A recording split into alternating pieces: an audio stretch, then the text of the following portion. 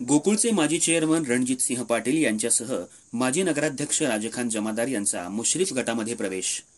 गेले अनेक दिवस सुरू असलेल्या चर्चेला विराम देत गोकुळचे माजी चेअरमन रणजितसिंह पाटील यांच्यासह माजी नगराध्यक्ष राजखान जमादार यांनी मंत्री हसन मुश्रीफ यांच्या राष्ट्रवादी काँग्रेस अजित पवार गटामध्ये प्रवेश करण्याचं जाहीर केलंय। यानुसार गुरुवार दिनांक 9 ऑक्टोबर रोजी मुंबई इथं उपमुख्यमंत्री अजित पवार यांच्या उपस्थितीमध्ये आपल्या 500 कार्यकर्त्यांसह प्रवेश करण्याचं नियोजन करण्यात आलंय। गेली अनेक वर्ष रणजितसिंह पाटील गट राजकारणामध्ये सक्रिय असून जिल्हा परिषद आणि पंचायत समितीमध्ये सत्ता हस्तगत केलेल्या या गटानं आणि राजकारणामध्ये अनेक वर्ष कार्यरत असलेले माजी नगराध्यक्ष राजखान जमादार यांनी मंत्री हसन मुश्रीफ अजित पवार राष्ट्रवादी काँग्रेस गटात प्रवेश करण्याचं निश्चित केलं होतं। नुकत्याच झालेल्या एका कार्यक्रमामध्ये हे तिघे जण एकत्र आल्यामुळे मंत्री मुश्रीफ यांच्या गटामध्ये प्रवेश करणार हे निश्चित झालं होतं।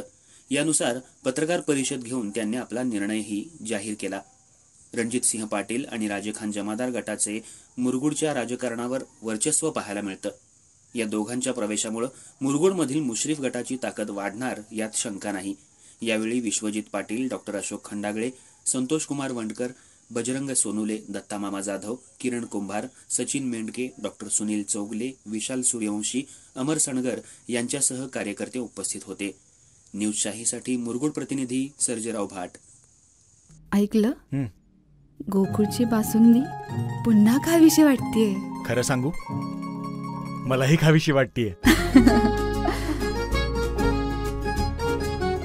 पुन्हा पुन्हा खावीशी वाटणारी गोकुळ बासुंदी।